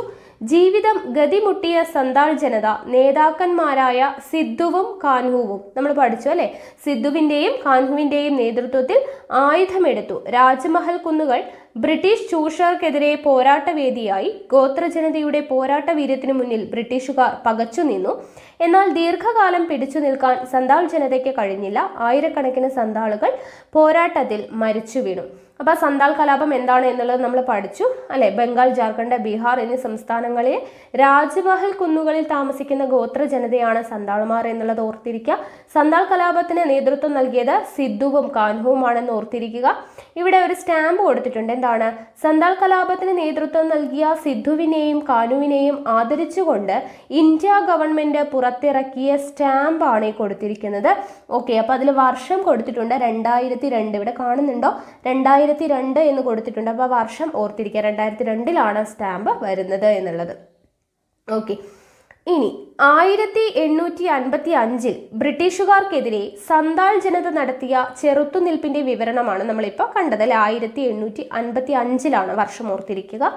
ഗോത്ര ജനതയും ബ്രിട്ടീഷ് ഭരണത്തിന്റെ ദുരിതങ്ങൾ അനുഭവിച്ചു. നമ്മൾ പഠിച്ചല്ലേ ഗോത്ര വിഭാഗങ്ങൾ ഏതൊക്കെയാണെന്നൊക്കെ നമ്മൾ പഠിച്ചു. വനവിഭവങ്ങൾ ശേഖരിക്കൽ, കന്നുകാലി വളർത്തൽ, അതുപോലെ തന്നെ പൂനം കൃഷി, വേട്ടയാടൽ എന്നിവയായിരുന്നു ഗോത്ര ജനതയുടെ ജീവിതോപാധികൾ. എന്തൊക്കെയാണ്? വനവിഭവങ്ങൾ ശേഖരിക്കൽ, കന്നുകാലി വളർത്തൽ, പൂനം കൃഷി, വേട്ടയാടൽ, ഇതൊക്കെയായിരുന്നു ഗോത്ര ജനതയുടെ ജീവിതോപാധികൾ എന്ന് പറയുന്നത്. ബ്രിട്ടീഷുകാർ നടപ്പാക്കിയ വന നിയമങ്ങൾ ഗോത്ര ജീവിതത്തെ ദുരിതമാക്കി. ഇതൊക്കെ നമ്മൾ പഠിച്ചതാണ്, അതുകൊണ്ട് ഞാൻ വേഗം വായിച്ചു പോകുന്നുണ്ട് കേട്ടോ. വനങ്ങളെ സംരക്ഷിത പ്രദേശങ്ങളായി പ്രഖ്യാപിച്ചതോടുകൂടി വനത്തിലേക്കുള്ള പ്രവേശനം നിഷേധിച്ചു. ബ്രിട്ടീഷുകാർക്ക് ആവശ്യമായ മരങ്ങൾ ലഭ്യമായ വനങ്ങളായിരുന്നു സംരക്ഷിത വനമായി പ്രഖ്യാപിച്ചത്. കപ്പൽ നിർമ്മാണം, റെയിൽപാത നിർമ്മാണം തുടങ്ങിയ ആവശ്യങ്ങൾക്കായി വനങ്ങളിൽ നിന്ന് ബ്രിട്ടീഷുകാർ മരങ്ങൾ ധാരാളമായി മുറിച്ചിരുന്നു. തോട്ടം വ്യവസായങ്ങൾ ആരംഭിക്കാൻ വേണ്ടിയും വനങ്ങൾ വ്യാപകമായി നശിപ്പിച്ചു. ഗോത്രജനത ശേഖരിച്ചിരുന്ന വനവിഭവങ്ങളുടെ മേൽ ബ്രിട്ടീഷുകാർ ഉയർന്ന നികുതി ചുമത്തി. ഈ സാഹചര്യത്തിലാണ് വിവിധ ഗോത്ര വിഭാഗങ്ങൾ ബ്രിട്ടീഷുകാർക്കെതിരെ കലാപം നടത്തിയത്. ഓക്കെ, അപ്പോൾ അടുത്തത് കുറിച്യ കലാപമാണ്. അപ്പോൾ ബ്രിട്ടീഷുകാരുടെ ചൂഷണത്തിനെതിരെ നടന്ന മറ്റൊരു ഗോത്ര കലാപമാണ് കുറിച്യ കലാപം. ബാക്കിയുള്ള കുറേ ഗോത്രവർഗ്ഗക്കാരുടെ പേരൊക്കെ നമ്മൾ കഴിഞ്ഞ ചാപ്റ്ററിൽ പഠിച്ചല്ലേ, 7ാം ക്ലാസ്സിലുള്ളത്. അപ്പോൾ ഇവിടെ ഗോത്ര കലാപം, കുറിച്യ കലാപത്തെക്കുറിച്ചാണ് നമ്മൾ പഠിക്കുന്നത്. അപ്പോൾ ബ്രിട്ടീഷുകാരുടെ ചൂഷണത്തിനെതിരെ നടന്ന ഒരു കലാപമാണ് എന്ത്? കുറിച്യ കലാപം. വയനാട്ടിലെ കുറിച്യ കലാപം അല്ലെ, വയനാടാണ് സ്ഥലം. വയനാട്ടിലെ കുറിച്യ കലാപം. വയനാട്ടിലെ ഗോത്രജനതയായിട്ടുള്ള കുറിച്യരും കുറുമ്പ്രരുമാണ് കലാപം നടത്തിയത്. കുറിച്യ കലാപം നടത്തിയത് ആരാണ്? വയനാട്ടിലെ ഗോത്രജനതയായിട്ടുള്ള കുറിച്യരും കുറുമ്പ്രരും കൂടെ ചേർന്നിട്ടാണ് കുറിച്യ കലാപം നടത്തുന്നത്. 1812 നടന്ന ഈ കലാപത്തിന്റെ കാരണങ്ങൾ ഇവിടെ തന്നിട്ടുണ്ട്. അപ്പൊ 1812 കുറിച്യ കലാപം നടക്കുന്നത് കേട്ടോ. 1812 വർഷം ഓർത്തിരിക്കുക. ഇനി എന്തൊക്കെയാണ് കുറിച്യ കലാപത്തിന്റെ കാരണങ്ങളായിട്ട് പറയുന്നത്? ബ്രിട്ടീഷുകാർ അമിത നികുതി ചുമത്തിയത്, നികുതി പണമായി അടയ്ക്കാൻ നിർബന്ധിച്ചത്, നികുതി അടയ്ക്കാൻ കഴിയാത്തവരുടെ കൃഷിഭൂമി ബ്രിട്ടീഷുകാർ പിടിച്ചെടുത്തത്. ഇതൊക്കെയാണ് കുറിച്യ കലാപത്തിന് കാരണമായിട്ട് പറയുന്നത്. കലാപം നടന്നത് കുറിച്യ നേതാവായിട്ടുള്ള രാമൻ നമ്പിയുടെ നേതൃത്വത്തിലായിരുന്നു. ആരുടെയാണ് കലാപം നടന്നത്? കുറിച്യരുടെ നേതാവായിട്ടുള്ള രാമൻ നമ്പിയുടെ നേതൃത്വത്തിലായിരുന്നു.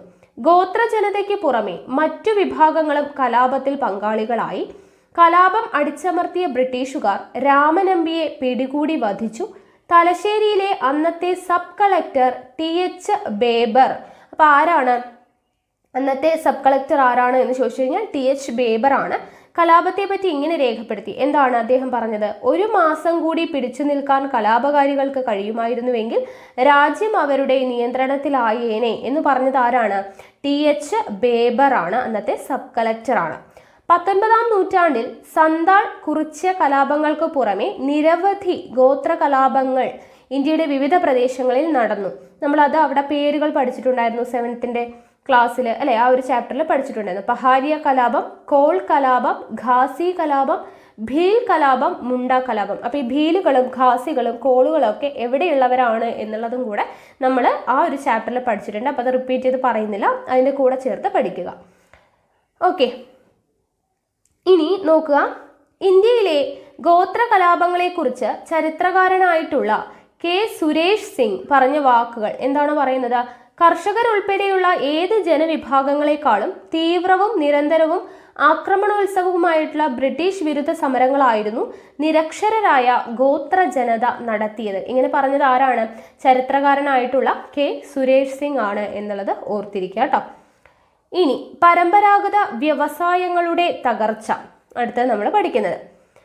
അപ്പോൾ കൃഷിയുടെ കാര്യമൊക്കെ പഠിച്ചു. ഇനി വ്യവസായങ്ങളുടെ തകർച്ചയെക്കുറിച്ചാണ് പറയുന്നത്.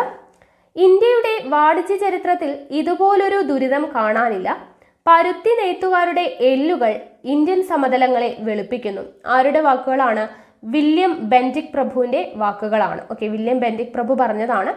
ഇന്ത്യയുടെ വാണിജ്യ ചരിത്രത്തിൽ ഇതുപോലൊരു ദുരിതം കാണാനില്ല. പരുത്തി നെയ്ത്തുകാരുടെ എല്ലുകൾ ഇന്ത്യൻ സമതലങ്ങളെ വെളുപ്പിക്കുന്നു. ഒരു കാലത്ത് ലോകമെങ്ങും പ്രശസ്തമായിരുന്ന ഇന്ത്യൻ തുണി വ്യവസായത്തിന്റെ തകർച്ച സംബന്ധിച്ച് ഇന്ത്യയിലെ ഗവർണർ ജനറലായിരുന്ന വില്യം ബെന്റിക് പ്രഭു നടത്തിയ നിരീക്ഷണമാണ് നമ്മളിപ്പോൾ കണ്ടത്. ഓക്കെ, അപ്പോൾ വില്യം ബെന്റിക് പ്രഭുവിന്റെ വാക്കുകൾ കേട്ടല്ലോ. ബ്രിട്ടീഷ് നയങ്ങൾ ഇന്ത്യൻ കാർഷിക രംഗത്തെ മാത്രമല്ല കരകൗശല വ്യവസായത്തെയും പൂർണ്ണമായും നശിപ്പിച്ചു. ഈ നാശത്തിന്റെ കാരണങ്ങൾ എന്തൊക്കെയാണെന്നാണ് ഇനി പറയുന്നത്. ഓക്കെ, വ്യവസായ രംഗം നശിക്കാനുണ്ടായ കാരണങ്ങളാണ് പറയുന്നത്. യന്ത്രനിർമ്മിത ബ്രിട്ടീഷ് തുണിത്തരങ്ങൾ വൻതോതിൽ ഇന്ത്യയിലേക്ക് ഇറക്കുമതി ചെയ്തതാണ് ഇന്ത്യൻ തുണി വ്യവസായത്തിന്റെ നാശത്തിനുള്ള പ്രധാന കാരണം. എന്താണ്? യന്ത്രനിർമ്മിത ബ്രിട്ടീഷ് തുണിത്തരങ്ങൾ വൻതോതിൽ ഇന്ത്യയിലേക്ക് ഇറക്കുമതി ചെയ്തതാണ് ഇന്ത്യൻ തുണി വ്യവസായത്തിന്റെ നാശത്തിനുള്ള പ്രധാനപ്പെട്ട കാരണം. ബ്രിട്ടനിൽ നിന്ന് കൊണ്ടുവന്ന യന്ത്രനിർമ്മിതമായ തുണികൾക്ക് വില കുറവായതിനാൽ ഇന്ത്യയിൽ എളുപ്പത്തിൽ വിറ്റഴിഞ്ഞു. റെയിൽവേ വ്യാപകമായതും ഇന്ത്യൻ തുണി വ്യവസായത്തിന്റെ തകർച്ചയ്ക്ക് കാരണമായി. അല്ലെ, റെയിൽവേ എങ്ങനെയാണ് തുടക്കം കുറിച്ചത്, ആദ്യത്തെ റൂട്ട് ഏതാണ് എന്നുള്ളതൊക്കെ നമ്മൾ ഫസ്റ്റിൽ പഠിച്ച ചാപ്റ്ററിൽ പറഞ്ഞതായിരുന്നു അല്ലെ. അപ്പൊ റെയിൽവേ വ്യാപകമായതും ഇന്ത്യൻ തുണി വ്യവസായത്തിന്റെ തകർച്ചയ്ക്ക് കാരണമായി. ഇന്ത്യയിലെ തുറമുഖ നഗരങ്ങളിലെത്തുന്ന തുണിത്തരങ്ങൾ വിദൂര ഗ്രാമങ്ങളിലേക്ക് എത്തിക്കാനും ഗ്രാമങ്ങളിൽ പരുത്തി ശേഖരിച്ച് തുറമുഖങ്ങളിലൂടെ ബ്രിട്ടനിൽ എത്തിക്കാനും റെയിൽവേയുടെ വ്യാപനം ബ്രിട്ടീഷുകാരെ സഹായിച്ചു. ഇതോടെ ഗ്രാമങ്ങളിലെ വിപണിയും ഇന്ത്യൻ നെയ്ത്തുകാർക്ക് എന്ത് ചെയ്തു? നഷ്ടമാവുകയാണ് ചെയ്തത്. ബ്രിട്ടനിലേക്ക് കയറ്റുമതി ചെയ്തിരുന്ന ഇന്ത്യൻ തുണിത്തരങ്ങളുടെ മേൽ ബ്രിട്ടീഷ് ഗവൺമെന്റ് ചുമത്തിയ ഉയർന്ന നികുതി കാരണം അവയുടെ വില വർദ്ധിച്ചു. അതോടെ ബ്രിട്ടീഷ് വിപണി ഇന്ത്യൻ തുണിത്തരങ്ങൾക്ക് നഷ്ടമായി. ബ്രിട്ടീഷ് ഉദ്യോഗസ്ഥരുടെ ചൂഷണവും പീഡനവും കാരണം ധാരാളം തൊഴിലാളികൾ നെയ്ത്തുജോലി ഉപേക്ഷിച്ചു. കുറഞ്ഞ വിലയ്ക്ക് ഉൽപ്പന്നങ്ങൾ കൈമാറാനും കുറഞ്ഞ കൂലിക്ക് ജോലി ചെയ്യാനും അവർ തൊഴിലാളികളെ നിർബന്ധിച്ചു.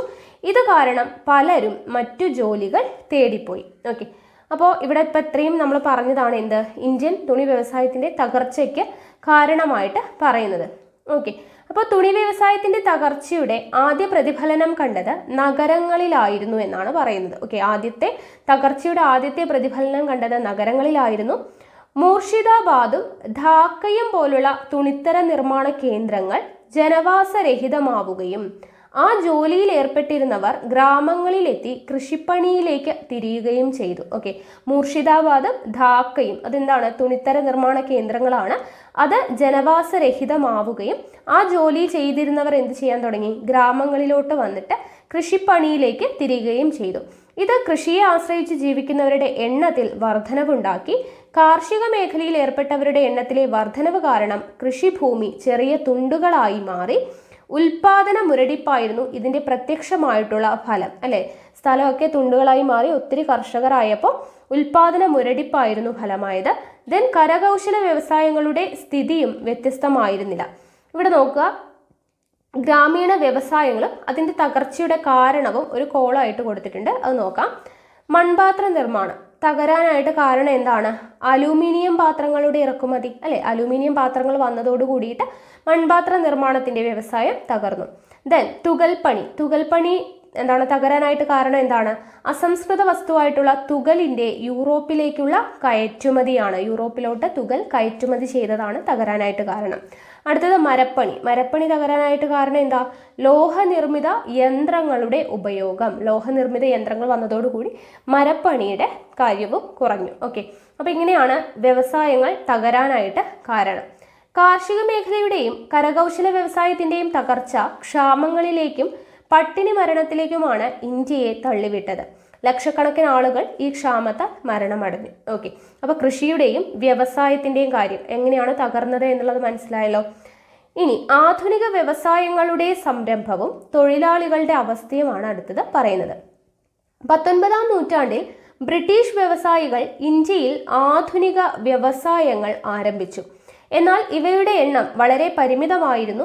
തോട്ടം വ്യവസായങ്ങളായിരുന്നു ആദ്യം സ്ഥാപിച്ചത്. പിന്നീട് തുണി, ചണം, ഇരുമ്പുരുക്ക്, പേപ്പർ തുടങ്ങി വ്യവസായങ്ങളും ആരംഭിച്ചു. ഇത്തരം വ്യവസായങ്ങളിലെ തൊഴിലാളികളും ചൂഷണത്തിനിരയായി. അവരുടെ അവസ്ഥ വളരെ ശോചനീയമായിരുന്നു. എന്താണ്?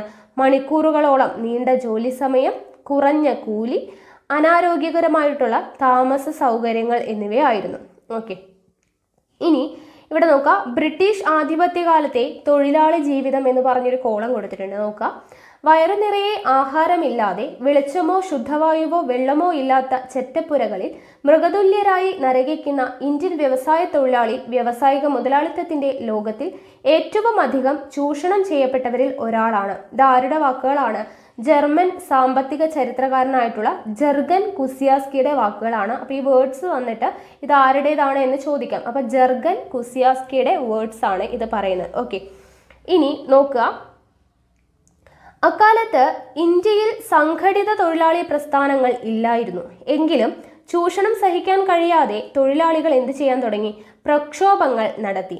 ബോംബെയിലെ തുണിമിൽ തൊഴിലാളികളുടെയും കൽക്കട്ടയിലെ ചണമിൽ തൊഴിലാളികളുടെയും സമരം, നമ്മൾ ബോംബെയിലെ തുണിമിൽ തൊഴിലാളികളുടെ സമരം പറഞ്ഞു അല്ലേ, അപ്പോൾ അതെല്ലാം ഇതിന് ഉദാഹരണമാണ്. ബ്രിട്ടീഷ് സാമ്പത്തിക ചൂഷണത്തിന്റെ ദുരന്തഫലം അനുഭവിക്കേണ്ടി വന്ന വിവിധ ജനവിഭാഗങ്ങളെയും അവർ നടത്തിയ പ്രക്ഷോഭങ്ങളെയും കുറിച്ചിട്ടാണ് നമ്മൾ ഇതുവരെ പറഞ്ഞത് അല്ലേ. അപ്പോൾ ഈ പ്രക്ഷോഭങ്ങളൊന്നും അതത് പ്രദേശങ്ങൾക്കപ്പുറത്തേക്ക് വളർന്നില്ല. കൂടാതെ ഇവയ്ക്ക് എന്താണ്, സംഘടിത സ്വഭാവവും കുറവായിരുന്നു. എന്നാൽ 19-ാം നൂറ്റാണ്ടിന്റെ രണ്ടാം പകുതിയിൽ ചൂഷിതരായ വ്യത്യസ്ത ജനവിഭാഗങ്ങൾ ഒരുമിച്ച് ചേർന്നുകൊണ്ട് ബ്രിട്ടീഷ് ഭരണത്തിനെതിരായി സംഘടിത കലാപത്തിന് തുടക്കം കുറിച്ചു. ഓക്കെ, അപ്പോൾ അതാണ് നമ്മുടെ 1857 ഒന്നാം സ്വാതന്ത്ര്യ സമരത്തെ കുറിച്ചാണ് ഇനി പറയുന്നത്. അപ്പോൾ ഇവിടെ ഒരു കോളായിട്ട് കൊടുത്തിട്ടുണ്ട്, നോക്കുക. 1857 മെയ് 11, ഡേറ്റ് ഓർത്തിരിക്കുക കേട്ടോ. 1857 മെയ് 11 പുലർകാലം വലിയൊരു ആരവം കേട്ടാണ് ഡൽഹിയിലെ ജനങ്ങൾ ഉണർന്നത്. മീററ്റിൽ നിന്ന് യമുനാ നദി കടന്ന് ആയുധങ്ങളുമായി ആയിരക്കണക്കിന് കലാപകാരികൾ ഡൽഹിയിലെത്തുകയാണ്. അവരിൽ ശിപ്പായിമാർ എന്നറിയപ്പെടുന്ന ഇന്ത്യക്കാരായ പട്ടാളക്കാരും സാധാരണക്കാരും ഉണ്ടായിരുന്നു. തലേന്ന് രാത്രി മീററ്റിൽ അവർ ബ്രിട്ടീഷ് ഉദ്യോഗസ്ഥരെ വധിക്കുകയും ബ്രിട്ടീഷ് സ്ഥാപനങ്ങൾക്ക് തീയിടുകയും ചെയ്തു. ഡൽഹിയിലെത്തിയ കലാപകാരികൾ മുഗൾ ചക്രവർത്തി ബഹദൂർ ഷാ രണ്ടാമനെ ഇന്ത്യയുടെ ചക്രവർത്തിയായി പ്രഖ്യാപിച്ചു. അധികം താമസിയാതെ കലാപം ഉത്തരേന്ത്യയിലെ മറ്റു ഭാഗങ്ങളിലേക്കും വ്യാപിച്ചു. അപ്പോൾ ഒന്നാം സ്വാതന്ത്ര്യ സമരത്തിന്റെ ഡേറ്റ് 1857 മെയ് 11. എവിടെയാണ്? മീററ്റിൽ നിന്നുമാണ് സ്റ്റാർട്ട് ചെയ്തത്. ആരാണ് സമരം നടത്തുന്നത്? ശിപ്പായിമാരാണ്. അപ്പോൾ ഇന്ത്യൻ ചക്രവർത്തിയായിട്ട് പ്രഖ്യാപിച്ചത് ആരെയാണ്? ബഹദൂർ ഷാ രണ്ടാമനെയാണ്. ഇത്രയും പോയിന്റ്സ് ഇവിടെ നിന്ന് കിട്ടിയത് മുന്നേ നമ്മൾ പഠിച്ചതാണ്. ഓക്കെ, അപ്പോൾ ഒന്നാം ഇന്ത്യൻ സ്വാതന്ത്ര്യ സമരം എന്ന ചരിത്രകാരന്മാർ വിശേഷിപ്പിക്കുന്ന 1857 കലാപത്തിന്റെ വിവരണമാണ് നമ്മളിപ്പോൾ വായിച്ചത്. മീററ്റിലെ ശിപ്പായിമാരായിരുന്നു ഈ കലാപത്തിന് തുടക്കം കുറിച്ചത്. മീററ്റിലെ ശിപ്പായിമാരായിരുന്നു കലാപത്തിന് തുടക്കം കുറിച്ചത്. എന്തായിരുന്നു അവരെ കലാപത്തിലോട്ട് നയിച്ചത്? അപ്പോൾ കലാപത്തിലോട്ട് നയിച്ച കാര്യം നമ്മൾ കഴിഞ്ഞ ചാപ്റ്ററിൽ പഠിച്ചു അല്ലെ. എൻഫീൽഡ് തോക്കുകളുടെ കാര്യമൊക്കെയാണ് പറയുന്നത്. നമുക്കൊന്ന് വായിക്കാം. തുച്ഛമായ ശമ്പളവും ബ്രിട്ടീഷ് ഉദ്യോഗസ്ഥന്മാരിൽ നിന്ന് നേരിട്ട അവഹേളനവുമായിരുന്നു ശിപ്പായിമാരുടെ അസംതൃപ്തിക്ക് കാരണം. സൈനികർക്ക് പുതുതായി നൽകിയ എൻഫീൽഡ് തോക്കുകളിൽ ഉപയോഗിക്കുന്ന തിരകൾ എന്ന് പറയുമ്പോൾ വെടിയുണ്ട് അല്ലെ. അപ്പൊ തിരകളിൽ പശുവിൻ്റെയും പന്നിയുടെയും കൊഴുപ്പാണ് ഉപയോഗിക്കുന്നത് എന്ന പ്രചാരണം അവരെ പ്രകോപിപ്പിച്ചു. ഹിന്ദുക്കളും മുസ്ലിങ്ങളുമായിട്ടുള്ള സൈനികരുടെ മതവികാരത്തെ വ്രണപ്പെടുത്തുന്നതായിരുന്നു ഇത്. അപ്പോൾ ഈ പുതിയ തിരകൾ ഉപയോഗിക്കാൻ വിസമ്മതിച്ച ശിപ്പായിമാരെ ബ്രിട്ടീഷ് മേധാവികൾ എന്ത് ചെയ്തു? ശിക്ഷിച്ചു. ബംഗാളിലെ ബരാക്പൂരിൽ മംഗൽ പാണ്ഡെ എന്ന സൈനികൻ പുതിയ തിര ഉപയോഗിക്കാൻ നിർബന്ധിച്ച ബ്രിട്ടീഷ് ഉദ്യോഗസ്ഥന് നേരെ വെടിയുതിർത്തു. തുടർന്ന് അറസ്റ്റിലായ മംഗൽ പാണ്ഡെയെ വിചാരണ ചെയ്ത് തൂക്കിക്കൊന്നു. അപ്പോൾ 1857 കലാപത്തിന് പെട്ടെന്നുണ്ടായ കാരണം എന്താണ്? സൈനികർക്ക് പുതുതായി നൽകിയ എൻഫീൽഡ് തോക്കുകളിൽ ഉപയോഗിക്കുന്ന തിരകളിൽ പശുവിൻ്റെയും പന്നിയുടെയും കൊഴുപ്പ് ഉപയോഗിച്ചു എന്നുള്ള പ്രചാരണമാണ്. അപ്പോൾ അതിനെതിരെ ആദ്യമായിട്ട് വന്നത് ആരാണ്? മംഗൽ പാണ്ഡെയാണ്. ശിപ്പായിമാരിൽ ഒരാളായിട്ട് മംഗൽ പാണ്ഡെ ബ്രിട്ടീഷ് ഉദ്യോഗസ്ഥന് നേരെ വെടിയുതിർത്തു. തുടർന്ന് അറസ്റ്റിലായ മംഗൽ പാണ്ഡെ എന്ത് ചെയ്തു? തൂക്കിക്കൊല്ലുകയും ചെയ്തു. രാജാക്കന്മാർ, കർഷകർ, കരകൗശല തൊഴിലാളികൾ എന്നിങ്ങനെ ഇന്ത്യൻ സമൂഹത്തിലെ വിവിധ വിഭാഗങ്ങൾ കലാപത്തിൽ പങ്കാളികളായി. ബ്രിട്ടീഷ് ഭരണം രാജാക്കന്മാരെയും പ്രതികൂലമായി ബാധിച്ചിരുന്നു. ദത്താവകാശ നിരോധന നിയമത്തിന് പുറമെ ദുർഭരണ കുറ്റം ആരോപിച്ചും ബ്രിട്ടീഷുകാർ നാട്ടുരാജ്യങ്ങളെ പിടിച്ചടക്കി. ഇത് രാജാക്കന്മാരെ കലാപം നയിക്കാൻ പ്രേരിപ്പിച്ചു. രാജാക്കന്മാർക്കും ശിപ്പായിമാർക്കുമൊപ്പം സാധാരണക്കാരും കലാപത്തിൽ പങ്കാളികളായി. ബ്രിട്ടീഷുകാരെയും കൊള്ളപ്പലിശക്കാരെയും ആക്രമിച്ച പണമിടപാടു രേഖകളും കണക്കു പുസ്തകങ്ങളും അവർ തീയിട്ടു. സാധാരണക്കാരായ കർഷകരുടെയും കരകൗശല തൊഴിലാളികളുടെയും പങ്കാളിത്തമായിരുന്ന കലാപത്തിന്റെ പ്രധാന പ്രത്യേകത അവധ എന്ന നാട്ടുരാജ്യത്തിൽ കലാപത്തിൽ കൊല്ലപ്പെട്ട 1.5 ലക്ഷം പേരിൽ 1 ലക്ഷത്തോളം പേർ എന്താണ്? സാധാരണ ജനങ്ങളായിരുന്നു. ഹിന്ദു മുസ്ലിം ഐക്യമായിരുന്നു കലാപത്തിന്റെ യഥാർത്ഥ ശക്തി. അപ്പോൾ 1857 കലാപത്തിന്റെ യഥാർത്ഥ ശക്തി എന്താണ്? ഹിന്ദു മുസ്ലിം ഐക്യമായിരുന്നു. സൈനികരുടെയും ജനങ്ങളുടെയും നേതാക്കളുടെയും ഇടയിൽ പരിപൂർണ സഹകരണം നിലനിന്നിരുന്നു. ഡൽഹി പിടിച്ചെടുത്ത കലാപകാരികൾ ബഹദൂർ ഷാ രണ്ടാമനെ ചക്രവർത്തിയായി പ്രഖ്യാപിച്ചു.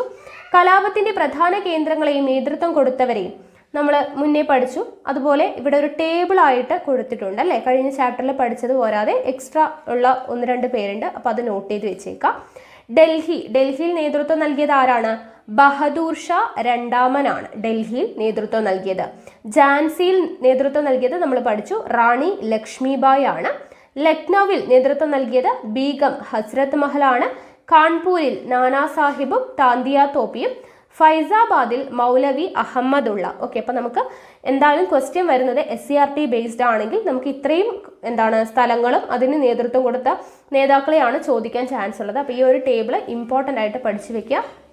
ഇതിൽ സ്ഥിരം ചോദിക്കുന്നതാണ് ലക്നൗ, ബീഗം ഹസ്രത്ത് മഹൽ. ഓക്കെ, നോട്ട് ചെയ്ത് വെച്ചേക്കുക കേട്ടോ.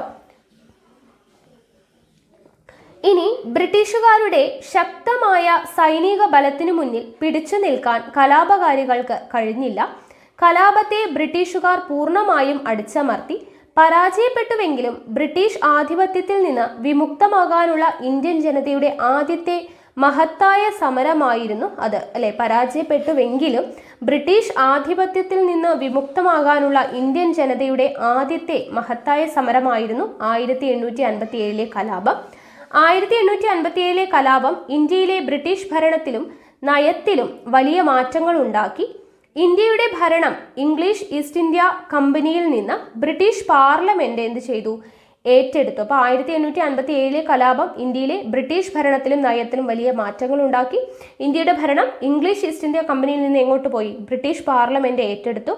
ബ്രിട്ടീഷ് സാമ്പത്തിക ചൂഷണത്തിന്റെ ഏറ്റവും തീവ്രമായ ഘട്ടം 1857 ശേഷമായിരുന്നു. അക്കാലത്തെ പട്ടിണി മരണങ്ങൾ ഇക്കാര്യം ശരിവെക്കുന്നുണ്ട്. 19-ാം നൂറ്റാണ്ടിന്റെ രണ്ടാം പകുതിയിലുണ്ടായ 24 വൻ ക്ഷാമങ്ങളിൽ 2 കോടിയോളം പേർ മരിച്ചു. ഇനി ചൂഷണം തിരിച്ചറിയുന്നു. നോക്കുക, ബ്രിട്ടീഷുകാർ നടത്തിയ സാമ്പത്തിക ചൂഷണം ഇന്ത്യയിലെ വിവിധ വിഭാഗം ജനങ്ങൾക്കിടയിൽ കടുത്ത ബ്രിട്ടീഷ് വിരുദ്ധ മനോഭാവമുണ്ടാക്കി.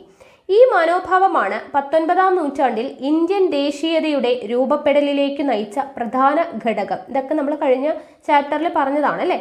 ജാതി, മത, വർഗ, പ്രാദേശിക വ്യത്യാസങ്ങൾക്ക് അതീതമായി ഒരു രാജ്യത്തെ ജനങ്ങൾക്കിടയിൽ നിലനിൽക്കുന്ന ഐക്യബോധമാണ് ദേശീയത. അത് നമ്മൾ പറഞ്ഞതാണ്. ഇങ്ങനെ വളർന്നു വന്ന ദേശീയതയുടെ ഒരു സംഘടിത രൂപമായിരുന്നു ഇന്ത്യൻ നാഷണൽ കോൺഗ്രസ്. നമ്മൾ പഠിച്ചു അല്ലെ. 1885 ഡിസംബറിലാണ് ബോംബെയിൽ വെച്ചിട്ടാണ് ഇന്ത്യൻ നാഷണൽ കോൺഗ്രസ് രൂപീകരിക്കുന്നത് അല്ലെ. അപ്പോൾ ഇന്ത്യയുടെ വിവിധ ഭാഗങ്ങളിൽ നിന്നുമുള്ള 72 പ്രതിനിധികളാണ് ആദ്യത്തെ സമ്മേളനത്തിൽ പങ്കെടുത്തതെന്ന് നമ്മൾ പറഞ്ഞു.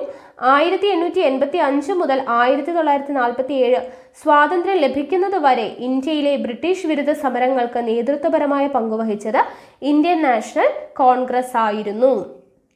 ഓക്കെ, ഇനി ബ്രിട്ടീഷ് കാലഘട്ടത്തിൽ ഇന്ത്യൻ സമ്പദ് വ്യവസ്ഥയിലുണ്ടായ തകർച്ചയെക്കുറിച്ച് സ്ഥിതിവിവരക്കണക്കുകൾ ശേഖരിച്ച പഠനം നടത്തിയത് ദാദാഭായ് നവറോജി ആയിരുന്നു. ഇമ്പോർട്ടൻ്റ് ആയിട്ടുള്ള ഭാഗമാണ്.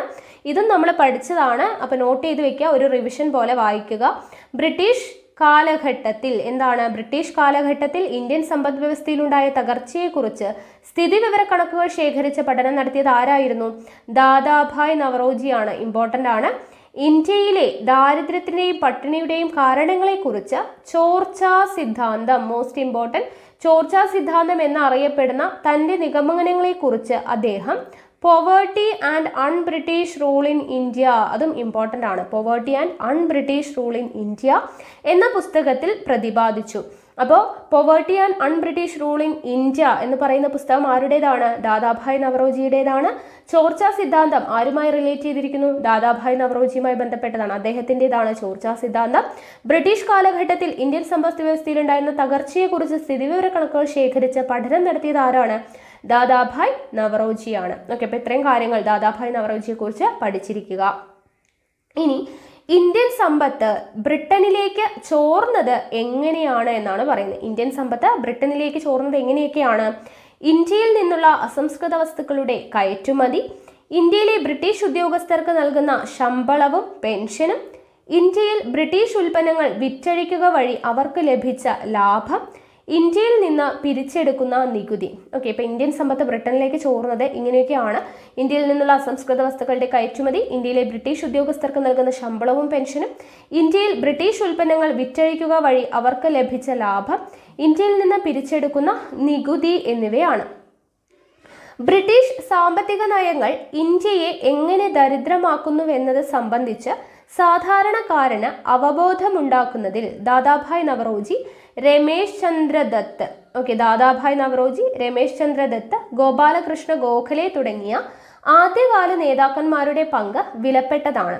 തങ്ങൾ അനുഭവിക്കുന്ന ദാരിദ്ര്യവും ചൂഷണവും ബ്രിട്ടീഷുകാരുടെ സൃഷ്ടിയാണെന്നുള്ള തിരിച്ചറിവ് ജനങ്ങളിൽ ബ്രിട്ടീഷ് വിരുദ്ധ മനോഭാവം ശക്തമാക്കി. ഇത്തരത്തിൽ വളർന്നു വന്ന ഇന്ത്യൻ ദേശീയതയെ ചില ചരിത്രകാരന്മാർ സാമ്പത്തിക ദേശീയത എന്ന് വിശേഷിപ്പിക്കുന്നു. ഓക്കെ, ഇനി അടുത്തത് വെരി വെരി ഇമ്പോർട്ടൻറ്റ്, സ്വദേശി പ്രസ്ഥാനം, പുതിയ തരം ചെറുത്തുനിൽപ്പുകൾ. നോക്കുക, സാമ്പത്തിക ചോർച്ച തടയാനായിട്ട് ബ്രിട്ടീഷ് ഉൽപ്പന്നങ്ങൾ ബഹിഷ്കരിക്കണമെന്നും പകരം ഇന്ത്യൻ ഉൽപ്പന്നങ്ങൾ ഉപയോഗിച്ചുകൊണ്ട് ഇന്ത്യൻ വ്യവസായങ്ങളെ ശക്തിപ്പെടുത്തണമെന്നും ആദ്യകാല ദേശീയ നേതാക്കന്മാർ ആഹ്വാനം ചെയ്തു. ഓക്കെ, സാമ്പത്തിക ചോർച്ച തടയാനായിട്ട് ബ്രിട്ടീഷ് ഉൽപ്പന്നങ്ങളെ ബഹിഷ്കരിച്ചുകൊണ്ട് ഇന്ത്യൻ വ്യവസായങ്ങളെ ശക്തിപ്പെടുത്തിക്കൊണ്ട് ആദ്യകാല ദേശീയ നേതാക്കൾ എന്ത് ചെയ്തു? ഇന്ത്യൻ ഉൽപ്പന്നങ്ങൾ ഉപയോഗിക്കുവാനായിട്ട് ആഹ്വാനം ചെയ്തു.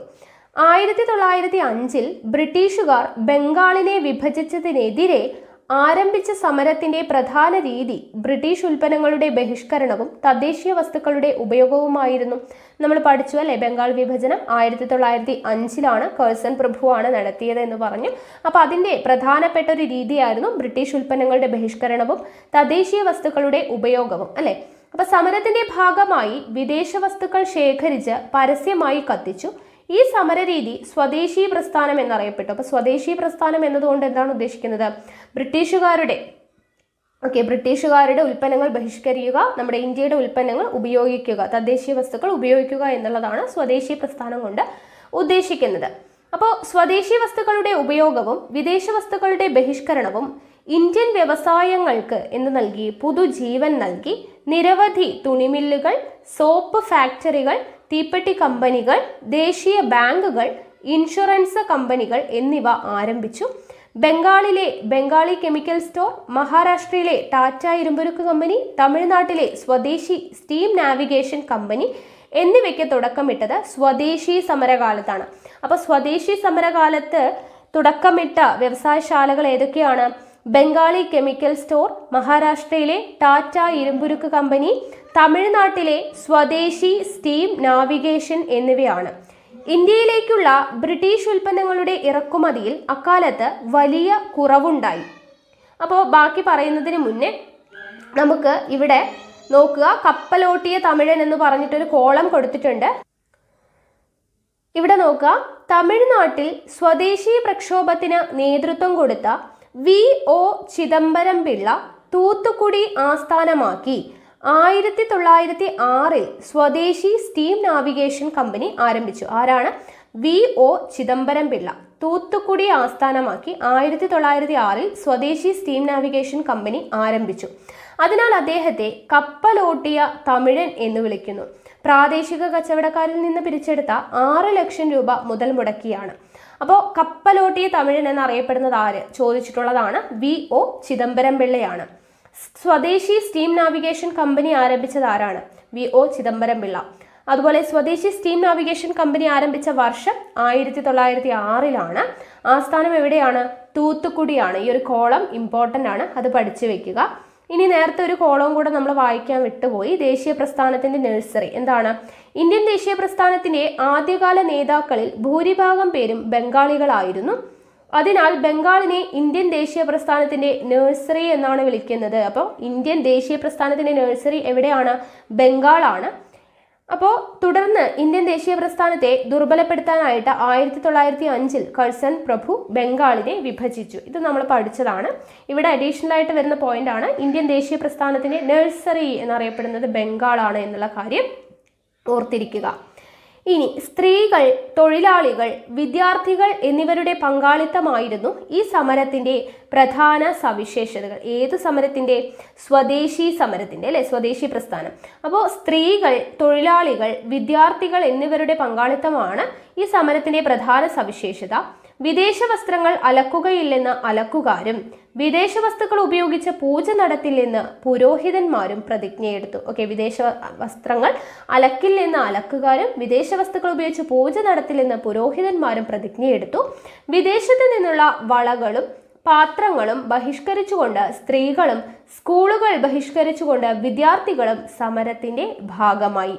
സ്വദേശി പ്രസ്ഥാനത്തോടെ ഇന്ത്യൻ ദേശീയത എന്ത് ചെയ്തു? കൂടുതൽ ശക്തിപ്പെട്ടു. സ്വദേശി പ്രസ്ഥാനത്തോടു കൂടിയാണ് ഇന്ത്യൻ ദേശീയത കൂടുതൽ ശക്തിപ്പെട്ടത്.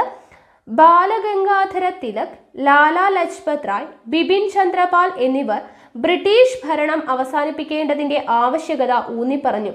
അവരറിയപ്പെടുന്ന പേരെന്താണ്? ലാൽ പാൽ ബാൽ. നമ്മൾ പഠിച്ചതാണ്, അല്ലേ?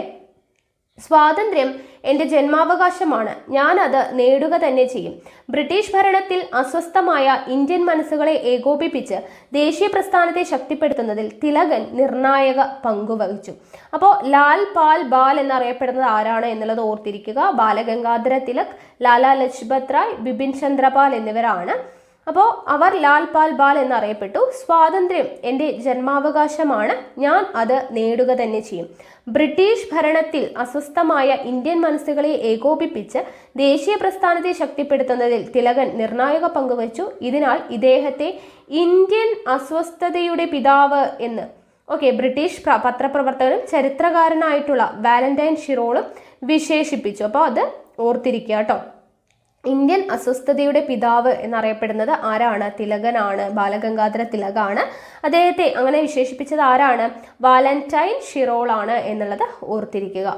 ഓക്കെ, ഇനി ഇന്ത്യയുടെ സമ്പത്ത് കൊള്ളയടിക്കുകയും ഇന്ത്യയെ ദാരിദ്ര്യത്തിലേക്ക് തള്ളിവിടുകയും ചെയ്ത ബ്രിട്ടീഷ് നയങ്ങൾക്കെതിരായ പ്രതിഷേധങ്ങൾ ഒരു സംഘടിത രൂപം പ്രാപിച്ചതെങ്ങനെയെന്ന് കണ്ടല്ലോ.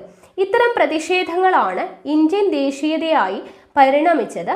ബ്രിട്ടീഷ് വിരുദ്ധ സമരങ്ങളിലെ മൂർച്ചയേറിയ ആയുധമായിരുന്നു വിദേശ വസ്തുക്കളുടെ ബഹിഷ്കരണവും സ്വദേശി നിർമ്മിത വസ്തുക്കളുടെ ഉപയോഗവും. നമ്മൾ പഠിച്ചു, അല്ലെ? വിദേശ വസ്തുക്കളുടെ ബഹിഷ്കരണവും സ്വദേശി നിർമ്മിത വസ്തുക്കളുടെ ഉപയോഗവും തന്നെയാണ് ബ്രിട്ടീഷ് വിരുദ്ധ സമരങ്ങളിലെ മൂർച്ചയേറിയ ആയുധമായിരുന്നത്. പിൽക്കാലത്ത് ഗാന്ധിജി ഈ സമരത്തെ കൂടുതൽ ശക്തവും ജനകീയവുമാക്കിയ ഒന്നാക്കിയിട്ട് മാറ്റി. ഓക്കെ ആണല്ലോ? അപ്പോൾ ഇത്രയുമാണ് നമ്മുടെ ഈ ഒരു ചാപ്റ്ററിൽ നമുക്ക് പഠിക്കാനുള്ളത്. ബ്രിട്ടീഷ് ചൂഷണവും ചെറുത്തുനിൽപ്പുകളും എന്ന് പറയുന്ന ഈ ചാപ്റ്ററിൽ പഠിക്കാനായിട്ടുള്ളത്.